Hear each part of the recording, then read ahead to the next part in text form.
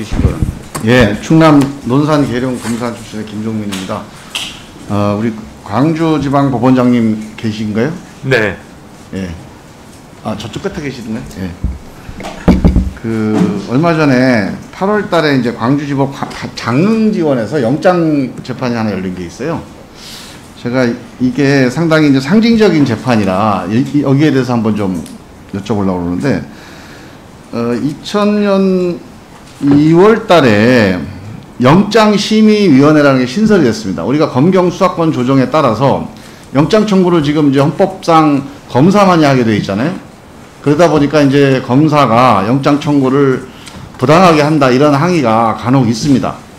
여기에 대한 이런 이제 분쟁을 조정하는, 이견을 조정하는 절차가 필요하다 해서 영장심의위원회를 고등검찰청에 설치를 합니다. 전문가들 한 50명 정도 풀을 구성하고 여기서 몇 명을 선발해서 영장의 적정성에 대한 판단을 하는 거죠. 그러니까 이 제도 자체는 상당히 좋은 제도라고 봅니다.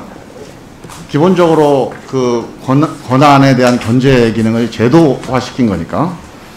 그래서 이 영장심의위가 신설돼서 이 제도에서 첫 번째 이 청구 적정성이 받아들여진 게 2021년 7월 달에 광주고검에서 있었어요. 이 사건이 어떤 사건이냐면, 이제 앱을 만들어가지고, 주식 앱을 만들었는데 이게 사기예요. 그래서 99명한테 32억을 편취했던 상당히 큰 조직적인 범죄인데, 이 나머지는 다 구속됐습니다, 공범들이. 근데 이 피의자만 이제 영장을 청구를 안 한 거예요.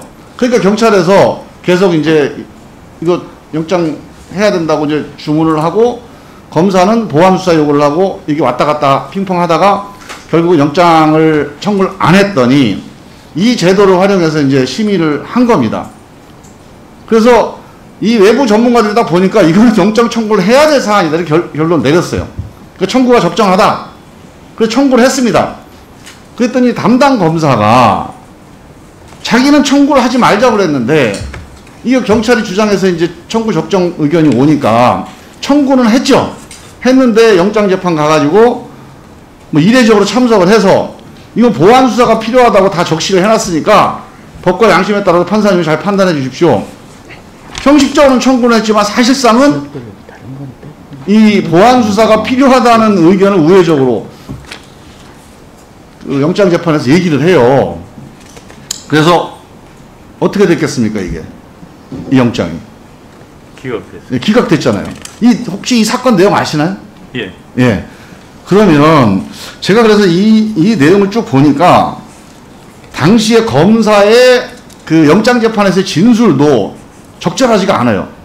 보완수사가 필요하다는 취지의 얘기를 계속 강조를 했다고 제가 확인을 했는데, 이것도 마땅치가 않고, 그 다음에 이제 법원의 당시에 장흥지원의 이 영장재판의 판결을 보니까 기본적으로 이 공범의 진술을 번복한 사실관계가 있습니다, 피의자가. 그래서 증거인멸 가능성이 있잖아요. 그러니까 증거인멸 여지가 있으면 당연히 영장은 발부가 돼야 되잖아요.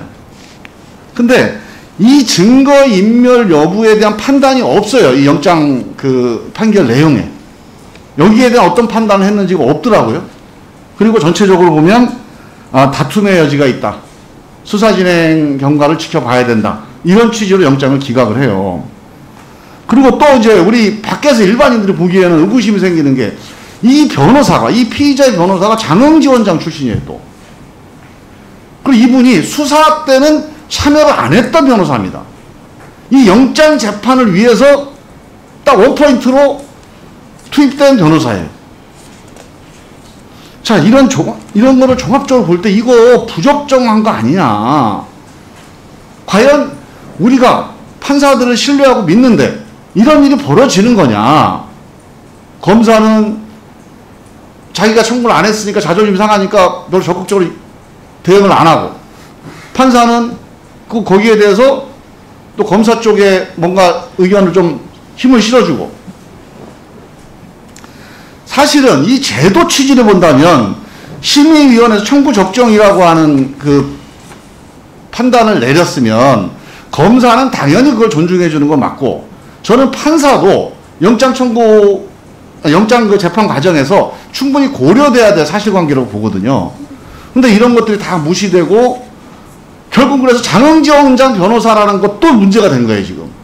근데 제가 이제 그 시기를 보니까 2015년이더라고요. 장흥지원장 했던 때가. 그러니까 이게 한 6년 차이가 나니까 그분이 거기서 뭐 계속 지역 변호사를 하셨다면은 또 모르겠지만, 그건, 뭐 꼭 연관성이 있을 수도 있고 없을 수도 있습니다. 근데 하여간 장흥지원장 출신이다. 이런 얘기까지 나오니까 이건 법원 신뢰에 좀 영향을 미치는 사건이지 않겠냐는 생각이 들었어요. 자, 요까지 제가 이 사건을 보면서 느낀 점을 좀 말씀을 드린 겁니다. 우리 법원장님은 이 사건에서 어떻게 판단을 하고 계시는지 의견 좀 주세요. 예, 그 사건 경과상 의원님이 그 지금 말씀하신 바와 같은 의문을 가지고 문제점을 가진다는 점에 대해서는 공감을 합니다. 그 구속영장 기각 사유로 어떻게 적혀 있는가 하면은 현재까지 수집된 증거 자료에 의한 범죄 혐의의 소명 정도와 이에 대한 다툼의 여지가 있고, 수사 진행 경과와 피의자의 방어권 보장의 필요성 등을 종합적으로 고려하여 볼 때 현 단계에서는 불구속 재판 원칙에 반하여 피의자를 구속하여야 할 필요성과 상당성을 인정하기 어려움이라고 그렇게 기재가 되어 있습니다. 그 재판이 구체적인 재판에 대해서 그 법원장으로서 가타부타 이렇게 답변을 드리는 것은 적절하지 아니한 것 같습니다. 그렇지만은 영장 기각 사유에 대해서는 늘 국민들이 그 납득하지 못하는 경우가 종종 있고, 법원 신뢰에도 그 문제가 생기는 점을 고려할 때 늘 구속영장 발부 여부에 대해서 그 법원 내에서 토론도 하고, 얼마 전에도 이제 광주 고등법원 관내 영장 전담 법관들을 모여가지고 토론회를 한 적이 있습니다. 영장 그 어떤 기준을 좀 통일하고 서로 이제 문제점을 토론하는 그런 시간도 가졌습니다. 그 영장 재판에 대해서 적정성을 기하기 위해서 앞으로 열심히 노력하겠다는 그런 말씀을 드립니다. 네. 이 사건 관련해서 광주지법에서 이 사건의 영장 재판의 결과에 대한 내부 토론이 한번 있었습니까? 이 사건만 가지고 하지는 않았습니다. 저는 이런 게 필요하다고 봐요. 예. 저는 이제 판사님들이 이제 다른 재판에 대해서 관여하는 것을 재판권 침해라고 생각하시는 경향이 있는데, 저는 생각이 다릅니다. 재판 과정에 외부의 의견도 그 판사의 어떤 자기 양심을 거스를 정도의 압력이 아니면 충분히 가능하고요. 그래서 변호사하고 공개 재판하는 거 아닙니까? 결국, 그 다음에 결론이 난 사건, 판결이 난 사건에 대한 평가는 활발하게 이루어져야 됩니다. 공개적으로 이루어져서 그게 재판권 독립을 침해하는 정도까지 이르면 안 되는 것이지, 내부적으로 왜 평가를 안 합니까? 문제가 되는 사건에 대해서. 제가 그래서 전 세계 사법이 다 이렇게 이루어지지 않았더니 미국은 엄청나게 비판을 많이 해요. 자기들끼리. 끝나고 나서. 이게 감사나 감찰 정도까지 아니다 하더라도 아예 시스템 자체가 평가 토론이 아주 자유롭게 이루어집니다. 이 사건에 대해서 논쟁을 해야 됩니다. 우리가 얘기하면 모르는데 정치인들이 왜 재판에 대해서 반나라 대나라 이렇게 얘기할 수도 있잖아요. 그래서 별로 잘 얘기를 안 합니다. 밖에서. 국정감사장에서도 웬만하면 개별 판결에서 얘기를 안 하잖아요. 그럼 판사님들이라도 내부적으로 토론을 해야 돼. 이런 거는 문제 제기된 거에 대해서 뭐 하다가 자, 이 사건 어떻게 보냐, 이게 무슨 범법이 아니고 혹은 징계감이 아니라도 판명조사라도 삼을 수 있지 않습니까? 그 전문가들께도 이렇게 돼야 밖에서 믿을 수가 있는 거예요. 아, 저런 거는 내부에서 스크린 된다, 내부 평가가 이루어진다.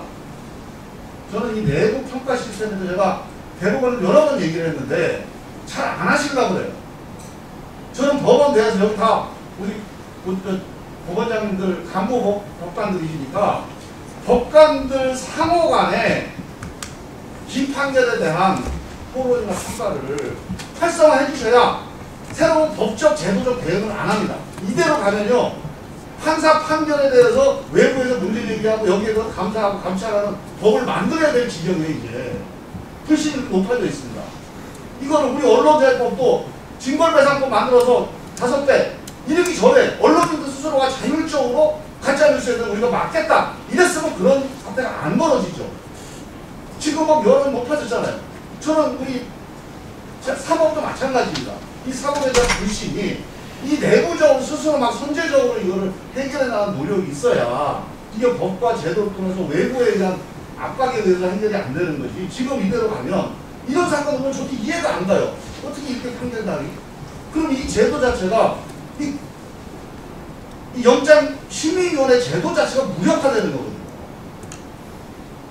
그래서 네. 실질적인 사건에서 제가 한번 예를 들어봤는데요. 한번 이 점에 대해서 우리 법원의 지도자분들이니까 법관 내의 판결에 대한 내부적인 평가나 토론 이런 것들이 필요하지 않겠냐. 여기에 대해서 한번 제가 문제 제기를 한번 합니다. 네, 잘 알겠습니다. 여기에 대한 의견은 제가 나중에 다시 한번 여쭐게요. 네. 수고하셨습니다. 다음은 박주민 간사님 질의하시겠습니다.